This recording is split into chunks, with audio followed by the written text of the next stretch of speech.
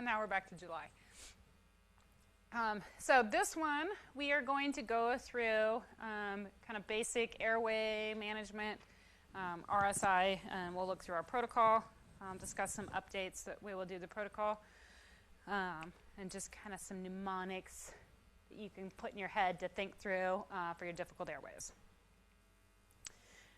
So we'll review the anatomy of an airway, know what makes it a difficult airway, understand our RSI protocol, our drugs, and our transfer and continued sedation protocol, which I will give you guys here in a minute.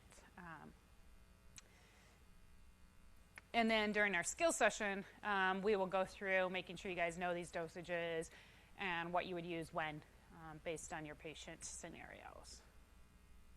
So, reasons why we intubate. Inability to protect or maintain their own airway, failure of oxygenation, failure of ventilation, or you anticipate that they might lose their airway or based on their clinical course. So those would be less pre-hospital and more in the ED or ICU based on they have a bad neuro, head injury, bad sepsis, those kinds of things. So what makes an ideal condition for intubation? Perfect lighting, you can position them, you have plenty of helpers, you have time to prepare, plan, discuss with your partners, you have the option to abort your airway, they have a nice empty stomach, and you have backup available. So next level of expertise available to you. The ideal patient has an intact, clear airway. They have big, wide open mouth. They are pre-oxygenated. They have their own respiratory drive. They have normal teeth. Good oral hygiene, not teeth hanging off, barely there. Clearly identifiable intact neck and face. They have big open nostrils. They can move their neck all around. And they have a normal BMI. In reality, we have immobilized, traumatized, compromised, Hawkeye vodka and pizza loaded patients. Or your other alcohol of choice, a beer maybe. This would be a potential difficult airway. You look for bubbles, I guess. So, how do we identify a potential difficult airway? You look. So what information do you need to make sure you have to know if you have a potential difficult airway or should have a basic airway? Their past medical history, a basic exam, their thyromental distance, and their Malapati classification. We'll go through all these. So in their past medical history, have they had previous C-spine surgeries? So is their neck not move? Do they have rheumatoid arthritis? Do they have ankylosing spondylitis, which basically just fuses that whole spine and won't let them move? Have they had head and neck surgeries? Do they have a giant scar across the middle of their thyroid? Do they have an old stoma scar present? Radiation to the neck? Or does their family member say, the last time they tried to intubate him, they couldn't get him? Pretty important to know. So I found this when I was doing some research for putting this together, and I thought this was a great mnemonic to kind of have in your brain when you're sitting looking at a patient for their airway. So a lemon approach, and using that mnemonic means you look at them, you evaluate them, you look at their Malapati classification, you look for reasons for obstruction, and you look at their neck mobility. And if you have one of these that puts you in that high risk, then you have to have your plan Bs and your plan Cs ready for your airway management. So in your basic exam, you're looking for anything that limits the mobility of the neck. They have a big goiter here. Are they those ladies that you take out, they're kyphotic, you take out the pillow and their head's still 4 inches off the bed? Those are not going to be easy airways. They have the scars I talked about, big scars across the anterior neck are potential bad. Burns, so singed nose hairs. They've inhaled, that puts their airway at risk. Obviously, trauma to the face. Do you have crepitance? When you feel their neck and shoulders, do they crunch? They sound like Rice Krispies. Those are going to be potential bad airways. Those short neck, the obese patients, or those ones that have the jaw that their mandible kind of sits behind their maxillary, so they have a very short mandible. Those are going to be hard angles to get. So the 3-3-2 rule, greater than 3 fingers from your jaw to your neck. Jaw is greater than 3 fingers wide, and you can open the mouth greater than 2 fingers. Any of those don't fit, that sets you up for a difficult airway. And here's just a review of the Mallampati classification.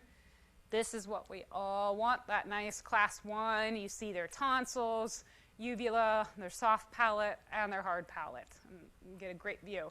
Most patients will fall somewhere in here. These, when they open their mouth and all you see is that hard palate, can't see anything back, you know you're setting yourself up for a difficult airway, and you may want to think twice before you go down that airway. So the class 1 view, that nice full view, these are based on anesthesia literature, so it's a little different than ER docs and pre-hospital, but those are 90% successful in anesthesia world.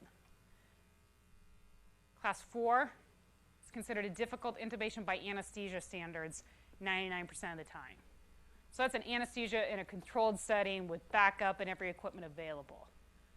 What do you think your pre-hospital success rate is going to be on a class 4? Pretty bad. Probably not the guy you want to paralyze. So now we're to we did the L, the E, the M, now we're at the O, obstruction. So they have a mouthful of blood or a face full of blood. Vomit. Are their teeth hanging off and going to be in the way? Do they have a big, huge epiglottis because you know they have epiglottitis and the stridor and they're sitting there perched forward? They have dentures that might get in the way. You know they have head and neck tumors, or they have some object through their head or neck. Impaled objects can be challenging to work around. Sometimes you actually have to cut them if they're in the airway to be able to get to your airway. And then the N portion, your neck mobility. So are they in a C-collar for their spinal precautions? They have impaled objects, so you can't move them because they have penetrating trauma to the head or neck. Lack of access to move them around. And then all those things we talked about in their past medical history that you'd want to know about if they have rheumatoid arthritis or they're the kyphotic lady. So now you know what kind of airway you have. You've gone through. Now what do you do? Well, one, if it's a crash airway, we don't have time to plan, and we just do the best we can with getting an airway in, because that means they're not maintaining and doing well on their own, and they don't need paralytics or sedation to get to it. Those we can't avoid, and we do the best we can with those. So if not, do they have failure or imminent failure of oxygenation, ventilation, or inability to protect their airway? Those are the ones where you get to make the decision of, should I go down my RSI pathway or assisted sedation, intubation pathway, or should I do the best to position, medicate, and get them transported where I have backup? So definition of RSI, rapid sequence intubation, is the rapid progression of an induction agent, which will lead to unconsciousness, and a paralytic agent, which will cause motor paralysis. So to truly be an RSI, you need both of those components. Oops. So why do we RSI? The principal theory is we have better success if we RSI them than wait for them to decompensate, and you have better success in a controlled environment.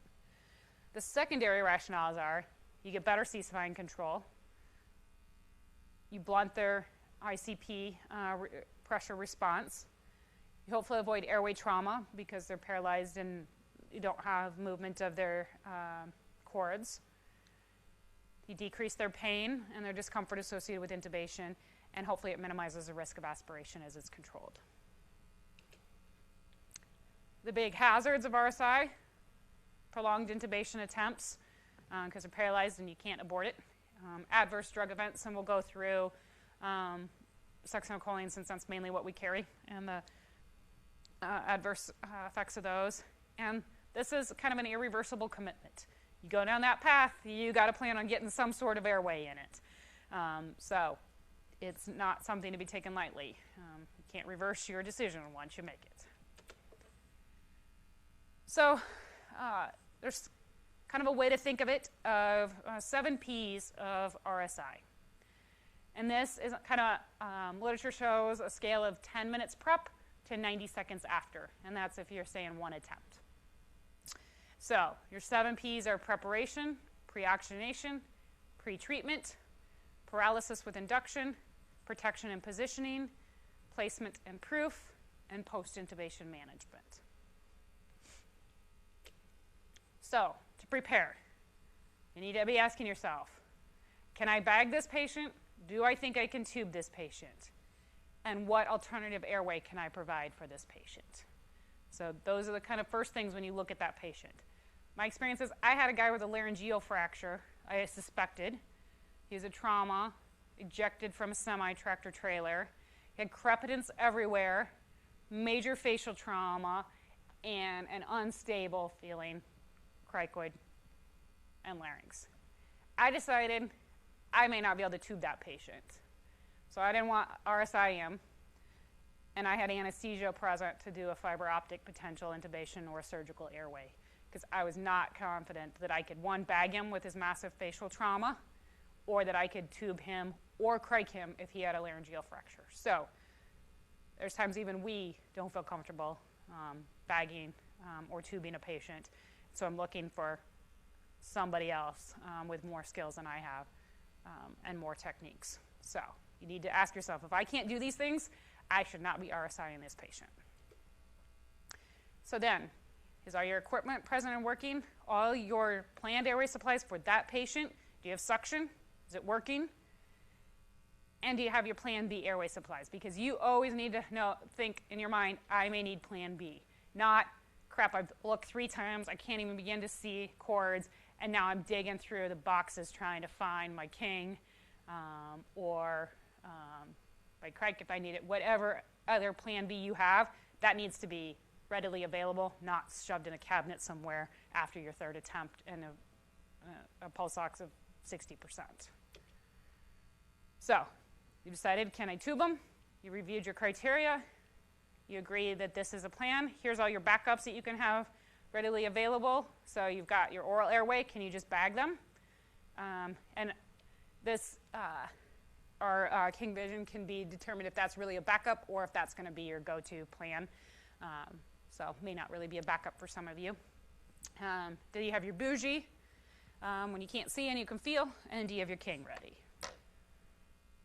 And you could put in there the needle airway as well, but I have that in plan C. So next step is pre-oxygenation. So this is about 5 minutes before you're going to push your drugs. Don't bag these patients unless they're apneic. Otherwise, all you're doing is filling that Hawkeye vodka and beer belly and pizza belly fuller and fuller, waiting to get vomited on. So I see RT do this. I see everybody want to just get in and start bagging the patient before you've even pushed drugs. Just get them oxygen. So put your nasal cannula in place and have your oxygen mask or your bag valve mask over them. Both. And we'll talk about continued oxygenation while you're intubating, but have them both on there so you're not trying to flip to your nasal cannula afterwards. Put your cannula on and your mask or BVM. Here's why we pre-oxygenate. I thought this was kind of interesting when you look at the curve. So that first curve on the left is an obese male. Then you have a normal kid, moderately ill adult, and a normal adult. Look at how quickly those obese patients lose their oxygen saturation. You do not have much time in a normal resting patient that's not pre-oxygenated to tube. And who are the tough ones to tube? The big fat people. So this is why we pre-oxygenate. You want to try and get that shifted over as much to the right as you can to give yourself as much time as you can. So you need a well-fitting mask. If you have a nice controlled setting, they get at least 8 full vital capacity breaths. So whether they're doing that on their own, typically that's anesthesia in the OR, they just have you take those big deep breaths, or if you're bagging, get good 8 breaths in if they're apneic. This allows all that nitrogen wash out and the, quote, oxygen wash in. So you give them as much time as they can before they're going to desaturate. Okay, now we get on to pretreatment. This is something that's changed in the 10, 15 years I've been practicing.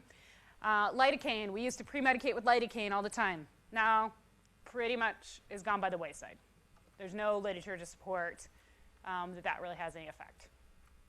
Opioids, these definitely can help with that pain response, especially in the patient you are RSIing for their head, bleed, airway protection. They're not in dire straits of losing their airway. You're doing that kind of prophylactically. So this is when you get called to the ER. You're helping with a trauma patient, and we decide to tube them before we fly them to Des Moines for their head bleed or whatever, or before they go in the back of the rig so they don't lose it. It's really nice if you can give an opioid before, because this hurts. And just be aware of your apnea and your hypotension. Atropine is really only for kids anymore, and it helps blunt that bradycardic response that they get from the vagus nerve from their intubation. So there's their dose, 0.01 to 0.02 milligrams per kilogram IV.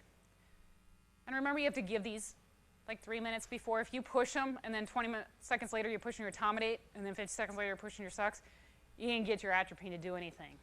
You have to give it time to circulate and work. So you want to try and give that 3 minutes before, or let your fentanyl kick in if you're doing it for pain control. And so our induction agents, big one we talk about and use most is etomidate. Thiopental is anesthesia used. I know Curtis Waite trained with it, and he uses it more. And then we have our ketamine, our propofol, and our Versed or midazolam. Kind of talk through our protocols and different ones we'll use here in a minute.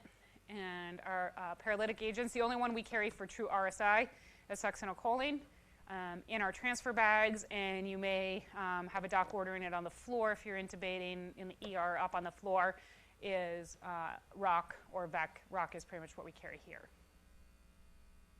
So for induction agents, etomidate is kind of the go-to drug of choice still in the literature. In our protocols, we talk about sepsis and avoiding it. That was kind of a big deal 4 years ago. Now, maybe not so much. Caution with sepsis. Still have other drugs you can pick if you want.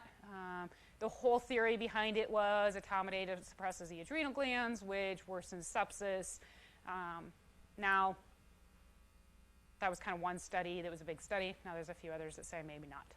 So 0.3 milligrams per kilogram, max of 40. And I believe that's probably the max in your drug bag for your RSI, unless we carry 2 doses. You have to draw up, but there's still 20 a vial, right? Oh, it's just 140. Okay. So your max that you'll give is 40. And almost all patients, you're going to hit that 40 mark in your dosage. Ketamine is another option in there. Theoretically, it's good for asthma and penetrating neck trauma, helps dry up secretions a little bit. You don't want to use it in known head trauma with ICP. It'll raise your ICP a little bit, so avoid that in major head trauma. But if you prefer that one, that's fine. Won't drop your blood pressure like the Versed. A lot of literature showing that it's just not a great inductive agent anymore when we have etomidate and ketamine as other choices, because it causes so much hypotension. Most of these patients are already hypotensive for whatever reason. And so you can give smaller doses and procedural sedation without the hypotension, but to get an induction dose at 0.03 milligrams per kilogram, you're getting a pretty hefty dose to cause hypotension. So probably not your go-to drug. We have it, but wouldn't be my first or second choice of induction agents.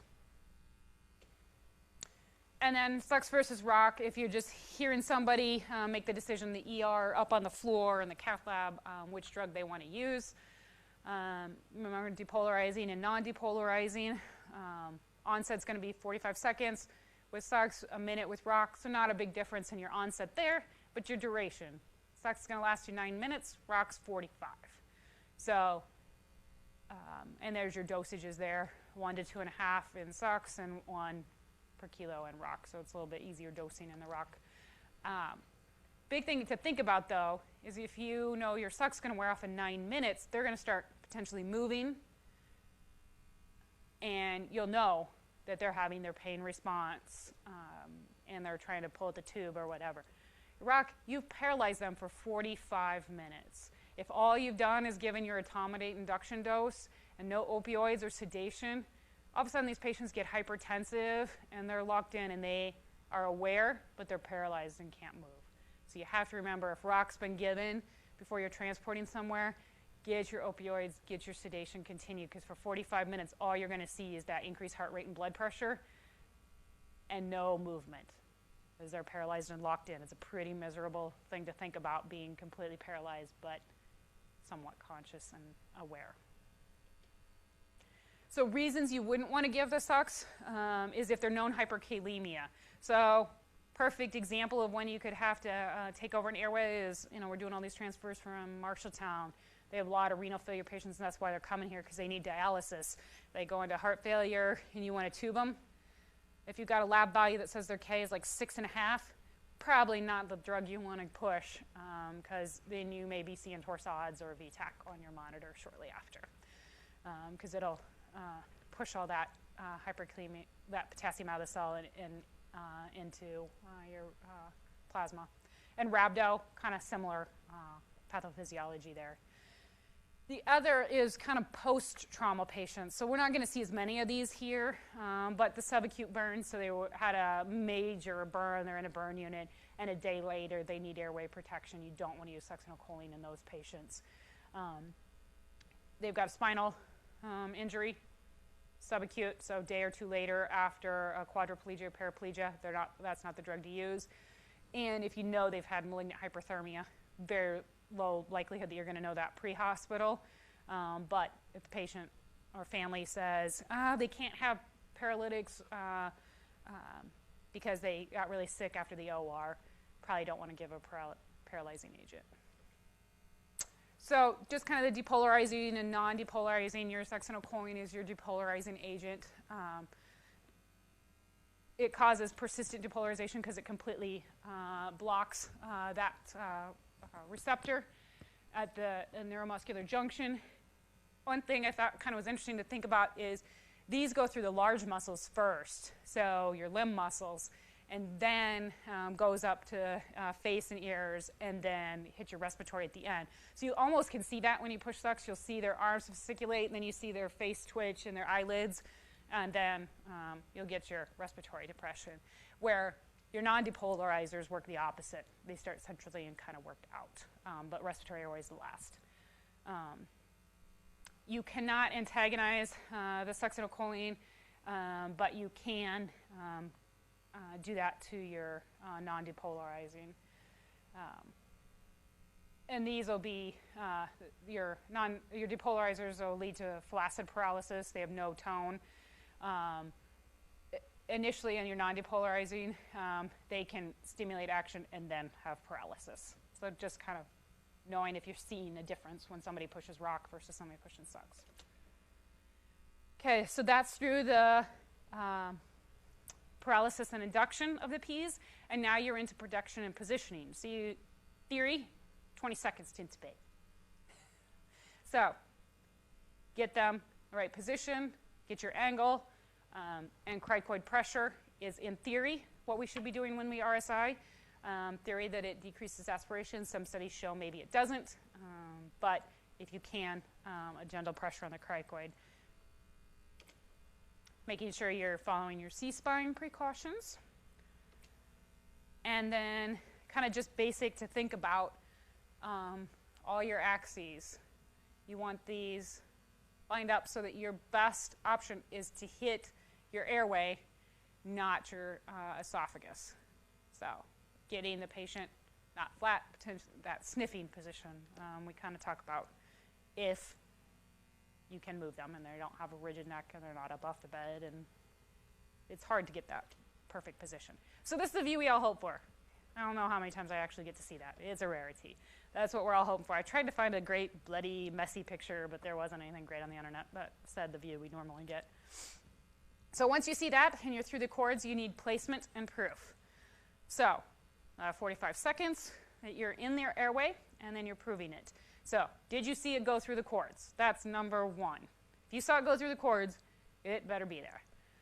Bilateral breath sounds, you can get fooled.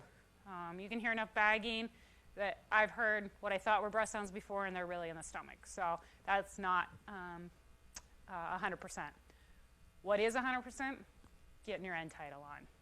And we have a whole capnography lecture we'll go to tell the difference between esophagus and endotracheal placement. And then you've confirmed you have good end tidal waveform. You secure your tube with whatever device, and then you adjust ventilation based on your end tidal number. So remember, intubation hurts. It is not something you want to wake up and be aware that you have had. So biggest thing is maximizing your pain meds. Get some fentanyl on board, Dilaudid, whatever narcotic they need. Maximize that their blood pressure will tolerate. So when they're waking up, they seem restless, they seem agitated. Your first line is get some pain meds on board. Then your second step is add sedation, and we'll pull up that transfer protocol. So all your plan Bs have failed. You can't bag them with an oral airway. Your king isn't working, and your bougie didn't work. You cannot get this patient intubated, and they need an airway now. And we have our new ones. I didn't realize we changed out on the truck, so this afternoon we'll play with them. It looks somewhat similar to this. And remember, your scalpel practice doesn't allow you a scalpel, so it's needle and bagging through your placed needle airway. Big thing is just your landmarks you always need to be familiar with. One, can you feel them? There's a lot of patients you can't feel much here because they're so obese. But thyroid cartilage, cricoid cartilage, in between, you should be able to feel that membrane, and that's your landmark where you go. If you can't feel it, shouldn't be randomly stabbing through their neck. So if they've got tracheal disruption or any kind of subcutaneous air, it is going to be really hard to feel that and to make a good landmark, because they'll be crunchy all over and you may not be able to feel that. But that's your goal if you're going for a surgical airway. Okay. Should we take a look at our RSI protocol? We kind of went through all those drugs in there. Uh-huh. Say we go down the ketamine route. Yep. For the continued sedation, you'd be okay. The reason I ask is 500. Right. It's a lot of volume. It already ends.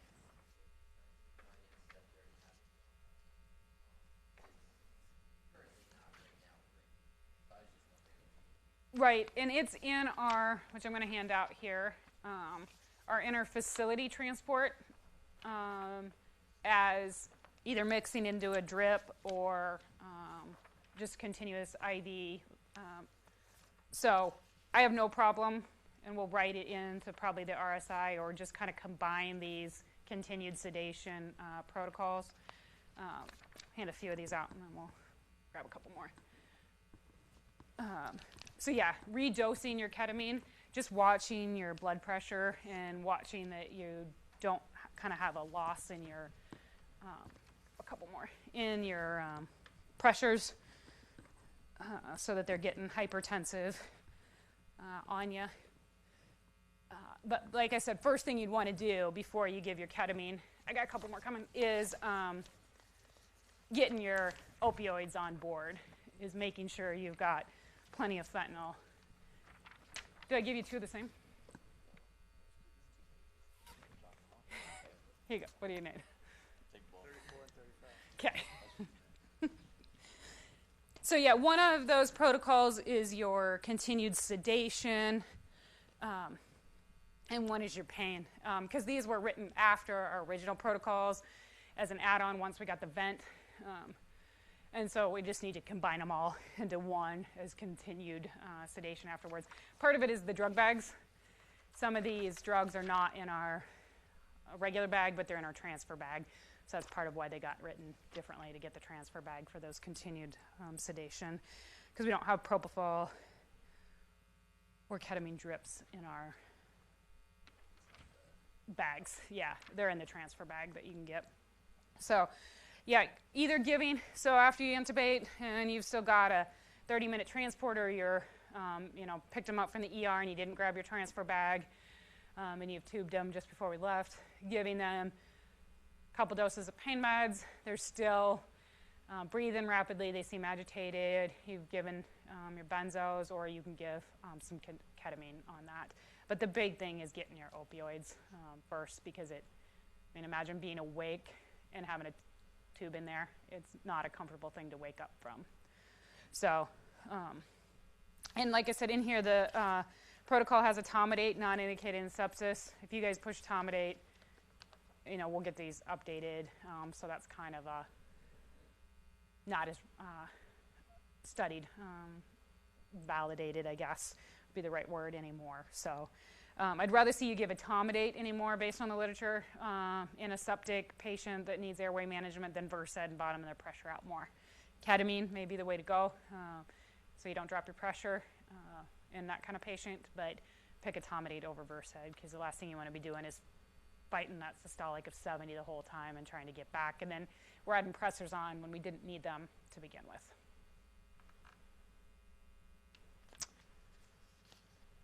And we do have ROC in the transport protocol for continued sedation. Again, that's med control only, whether it's us here or your receiving facility. Really, the only potential time is you're going to Mayo or the U. You shouldn't get to the point where you have pushed enough opioids and analgesics and sedatives by Des Moines that you need to paralyze. Plus, then you're going to arrive with a 45-minute paralyzed patient and not have a happy neurosurgeon versus somebody you've got a 2.5-hour transport time on. But that's absolutely last, because like we talked about, they're locked in, starting to become conscious but paralyzed. You're not going to be making them very comfortable, and they're going to get more and more hypertensive and tachycardic. And really the only time we do that continued here is on our hypothermia protocol. When they're shivering so bad and you've maxed out all your sedation and they're shivering, then you can give them the ROC. Questions, thoughts on airway stuff, our current airway, or anything in the lecture?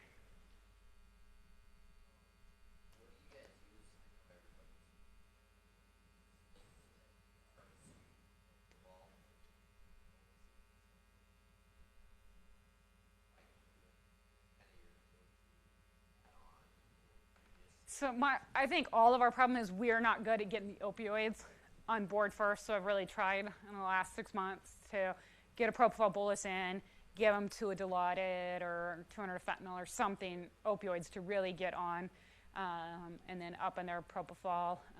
But that's when sometimes I'll add in a little Versed if their blood pressure is okay on it, or add in like an Ativan. Then it won't drop their pressure as much, but give them a little more sedation. Very rarely do I add propofol and like ketamine, because you're just getting to me in the same category.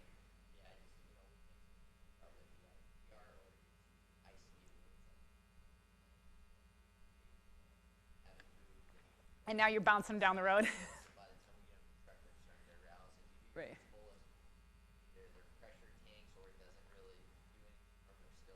Right.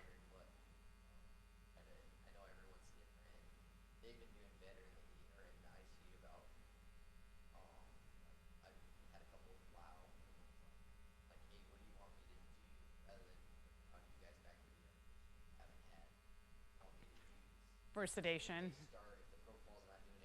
Right. And that's going to be the majority of your patients, when you take them and ramble them down the road and move them all around, they're going to wake up and you're going to need increased sedation. So. Yeah, and if you have your transfer bag, you have Dilaudid in it if their blood pressure can handle that. Because, you think about 1 milligram of Dilaudid, 6 of morphine equivalent. So if you give 2 of Dilaudid, you got 12 of morphine on board. And that should give you some short term, and if you're just going to Des Moines. Well, and that's usually what it is. Once you're priced on the trip, Yeah, so if you give them 1 or 2 of Dilaudid and milligram of Ativan, that should be close to enough unless they're really waking up and question if they're really needing to be intubated anyway, to get them there without tanking their pressure too much. And bolusing them with fluids if they need it. Anybody else have any other questions? You guys are not a very talkative group. All right, we'll take a 5-10 minute break.